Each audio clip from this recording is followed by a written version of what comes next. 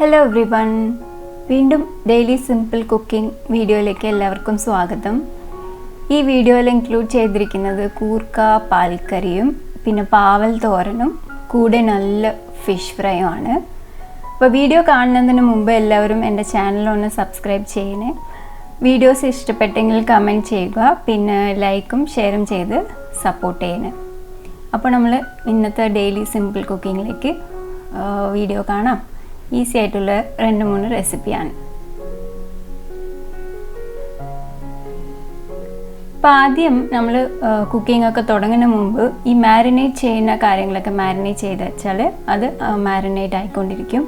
അപ്പോൾ ആദ്യം fish fry marinate ചെയ്യാനുള്ള കൂട്ട് എന്താണെന്ന് വെച്ചാൽ 1/2 സ്പൂൺ മഞ്ഞൾപ്പൊടി, പിന്നെ ഒരു 1/4 സ്പൂൺ കാശ്മീരി ചില്ലിപ്പൊടി, പിന്നെ ഒരു 1.5 ടേബിൾ സ്പൂൺ നല്ല മുളക് പൊടി, പിന്നെ കുറച്ച് 1/4 ടീസ്പൂൺ കുരുമുളക് പൊടി, ആവശ്യത്തിന് ഉപ്പ് ചേർത്തിട്ടുണ്ട്, പിന്നെ ഒരു 1/4 സ്പൂൺ ജിഞ്ചർ ഗാർലിക് പേസ്റ്റ് ഉണ്ട്, പിന്നെ നമുക്ക് ഒരു 4-5 ഡ്രോപ്പ് മതി ലെമൺ ജ്യൂസ് ആഡ് ചെയ്തിട്ടുണ്ട്. പിന്നെ ഇവിടെ ഒരു 4-5 കരിവേപ്പില ഇല ഞാൻ ഇങ്ങനെ പൊടിയായിട്ട് കട്ട് ചെയ്ത് ഇടുവാണ്. അപ്പോൾ കൂടുതൽ നല്ല അതിൽ പിടിച്ച് ടേസ്റ്റി ആയിട്ട് ഇരിക്കും.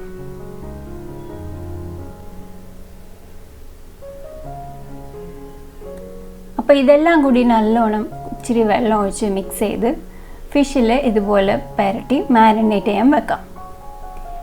ഇപ്പോൾ കറിക്ക് ആവശ്യമില്ല, ഞാൻ എപ്പോഴും ചെയ്യുന്ന പോലെ എല്ലാം റെഡിയാക്കി വെച്ചാൽ വേഗം കറി ഫിനിഷാവും. അപ്പോൾ കൂർക്ക ഇതുപോലെ തൊലിയൊക്കെ കളഞ്ഞ് വെള്ളത്തിൽ ഇട്ട് വെച്ചിട്ടുണ്ട്, അല്ലെങ്കിൽ അതൊരു കറുത്ത നിറമാവും. പിന്നെ പാവൽ ഇതുപോലെ പൊടിയായിട്ട് അരിഞ്ഞ് വെച്ചിട്ടുണ്ട്.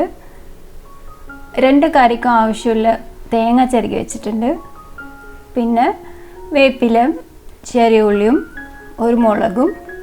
ഇത് നമ്മുടെ ചെറുപയർ പരിപ്പ് ഞാൻ 2 ടേബിൾ സ്പൂണോളം വേവിച്ചെടുത്ത് വെച്ചിട്ടുണ്ട്. പിന്നെ ഒരു 4-5 വറ്റൽമുളക് ഇതുപോലെ വെള്ളത്തിൽ കുതിർത്തി വെച്ചിട്ടുണ്ട്. ഇനി നമുക്ക് ഇതെല്ലാം റെഡിയാക്കി വെച്ചിട്ട് നമുക്ക് കറി ചെയ്യാൻ സ്റ്റാർട്ട് ചെയ്യാം. അപ്പോൾ ആദ്യം പ്രഷർ കുക്കറിൽ കൂർക്ക ഇതുപോലെ ചെറുതായിട്ട് അരിഞ്ഞ് ആവശ്യത്തിന് മാത്രം വെള്ളം ഒഴിച്ച് ഇത്തിരി മഞ്ഞൾപ്പൊടിയും ഉപ്പും ഇട്ടിട്ട് നമുക്ക് വേവിക്കാൻ വെക്കാം. ഒരു 2-3 വിസിൽ വേണം കേട്ടോ കൂർക്ക വേവാനായിട്ട്. ഒന്ന് ചെക്ക് ചെയ്തിട്ട് ആവശ്യമുണ്ടെങ്കിൽ വീണ്ടും വേവിക്കുക. അപ്പോൾ കൂർക്ക അങ്ങോട്ട് വേവുമ്പോൾ നമ്മൾ അതിനൊക്കെയുള്ള അരപ്പ് തയ്യാറാക്കാം. ഇവിടെ ഞാനൊരു 3 ടേബിൾ സ്പൂണോളം തേങ്ങ എടുത്തിട്ടുണ്ട്. പിന്നെ ഈ കുതിർത്തി വെച്ചിരിക്കുന്ന വറ്റൽമുളക് എടുത്ത് അതിലേക്ക് ആഡ് ചെയ്യാം. നോക്കിയിട്ട് എരിവിനനുസരിച്ച് വേണമെങ്കിൽ ഞാനിപ്പോൾ 4 എണ്ണം ഇടുന്നുണ്ട്, നമുക്ക് പിന്നീട് നോക്കിയിട്ട് ഒരെണ്ണം വേണമെങ്കിൽ ആഡ് ചെയ്യാം. പിന്നെ ഒരു 4 ചുവന്നുള്ളി ആഡ് ചെയ്യുന്നുണ്ട്. ഇത് കൂടി ഇങ്ങനെ വെണ്ണ പോലെ നല്ലോണം മഷി പോലെ അരച്ചെടുത്തിട്ടുണ്ട്. പിന്നെ ഇവിടെ ഒരു 1/2 കപ്പോളം ഞാൻ അധികം കട്ടിയായിട്ടും ഇല്ലാണ്ട് വെള്ളം പോലെ ഇല്ലാണ്ട് ഒരു തേങ്ങാപ്പാൽ എടുത്ത് വെച്ചിട്ടുണ്ട്. സോ ഇപ്പോൾ കൂർക്ക നമ്മൾ വേവിച്ച് കഴിഞ്ഞു. ഇതുപോലെ നല്ലോണം കുഴയാണ്ട് വേവിച്ചെടുക്കാം. ഇപ്പം അടുപ്പത്ത് ഞാൻ മൺചട്ടി വെച്ചിട്ടുണ്ട്. മൺചട്ടി ചൂടാകുമ്പോൾ എണ്ണ ഒഴിച്ച് ഒരു 2 ടേബിൾ സ്പൂണോളം എണ്ണ മതിയാവും.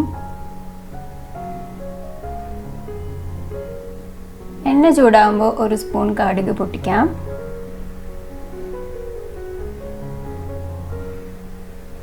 കടുക് പൊട്ടുമ്പോൾ ഒരു 1/2 സ്പൂൺ ഉഴുന്ന് പൊട്ടിക്കാം. ഒരു വറ്റൽമുളക് ആഡ് ചെയ്തിട്ടുണ്ട്, കറിവേപ്പില,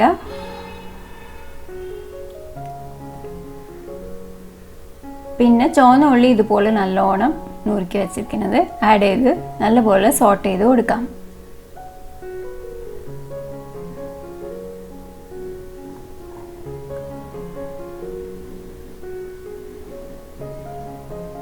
നല്ല ബ്രൗൺ നിറമാകുമ്പോൾ ഈ അരപ്പ് ഇല്ലേ നമ്മൾ അരച്ച് വെച്ചിട്ടുണ്ട് അത് ആഡ് ചെയ്തിട്ട് നല്ലോണം ഒന്നും കൂടി വഴറ്റി കൊടുക്കാം.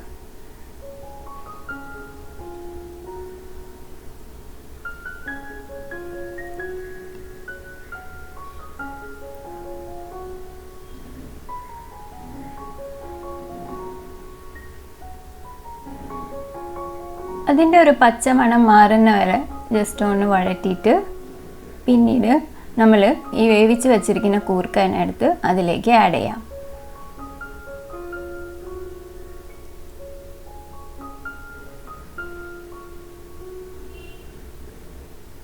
നല്ലോണം മിക്സ് ചെയ്ത് കൊടുക്കുക.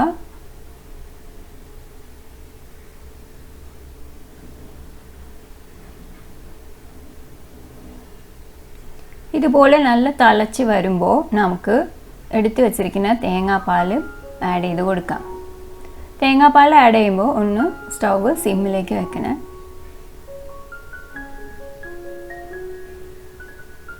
നല്ലപോലെ ആഡ് ചെയ്ത് കൊടുക്കുക.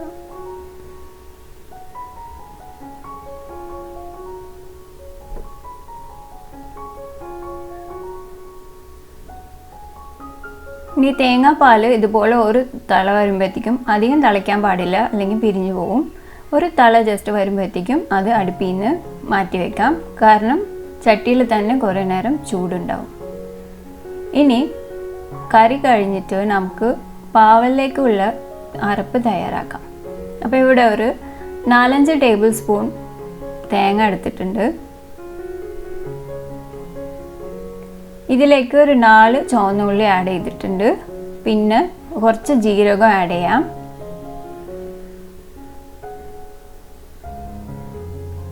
ഒരു പച്ചമുളക് കട്ട് ചെയ്ത് ആഡ് ചെയ്യാം.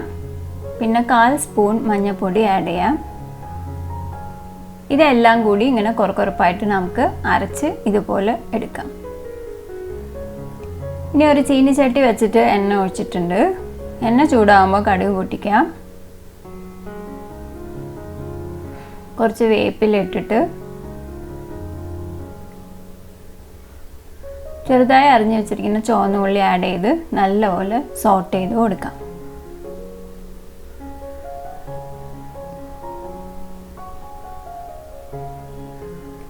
ഇനി നമ്മൾ ഈ അരപ്പുണ്ടാക്കി വെച്ചിരിക്കുന്നില്ല, അത് കുറപ്പായിട്ടുള്ള അരപ്പാണ്. അപ്പോൾ നമുക്ക് ഇത് ഇപ്പം തന്നെ ആഡ് ചെയ്ത് നല്ലപോലെ സോട്ട് ചെയ്ത് കൊടുക്കണം.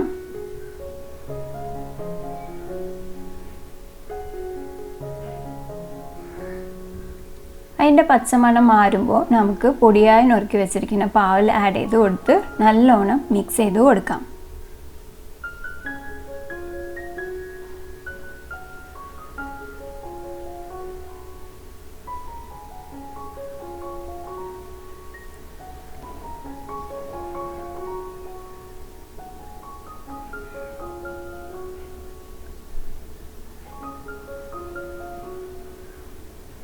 മിക്സ് ചെയ്തിട്ട് ഇതിലേക്ക് ഒരു 1/4 സ്പൂൺ മഞ്ഞൾപ്പൊടി, ആവശ്യത്തിന് ഉപ്പ്,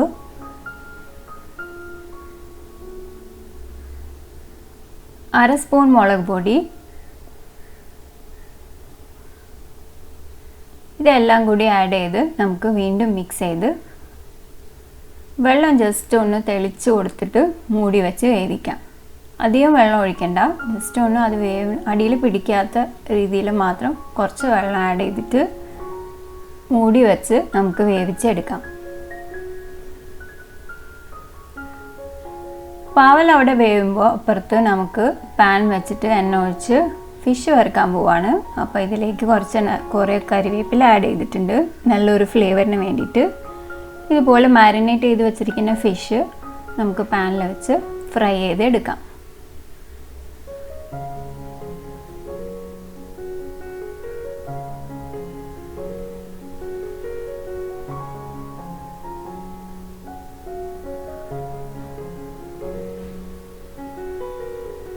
അഞ്ച് മിനിറ്റ് കഴിയുമ്പോൾ ഒന്ന് തുറന്ന് ജസ്റ്റ് ഒന്ന് സോട്ട് ചെയ്ത് ഇളക്കി കൊടുക്കണം, അല്ലെങ്കിൽ അടിയിൽ പിടിക്കും. അപ്പോൾ ഇതുപോലെ വെന്ത് കഴിയുമ്പോൾ നമ്മളിങ്ങനെ വേവിച്ച് വെച്ചിരിക്കുന്ന ചെറുപയർ പരിപ്പ് ആഡ് ചെയ്ത് കൊടുക്കാം. നല്ലോണം മിക്സ് ചെയ്യാം.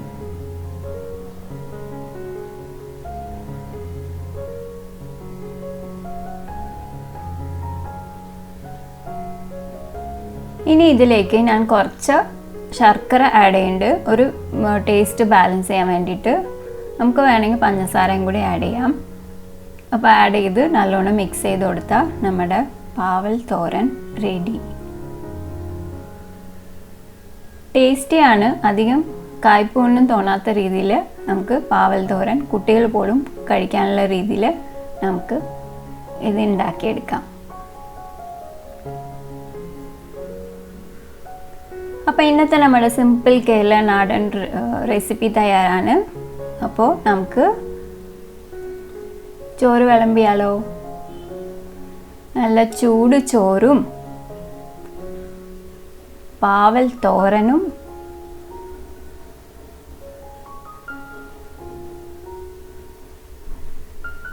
നല്ല അടിപൊളി ഫിഷ് ഫ്രൈയും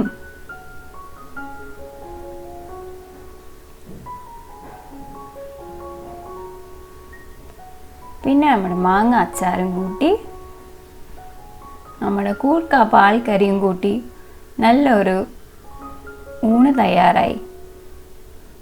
അപ്പോൾ ഈ അടിപൊളി റെസിപ്പി എല്ലാവരും ഒന്ന് ട്രൈ ചെയ്തിട്ട് ഇഷ്ടപ്പെട്ടെങ്കിൽ നല്ല രീതിയിൽ ഒന്ന് കമൻറ്റ് ചെയ്തിട്ട് എനിക്ക് അറിയിക്കാം കേട്ടോ. നമ്മുടെ അപ്പോൾ സൺഡേ ലഞ്ച് റെഡിയാണ്.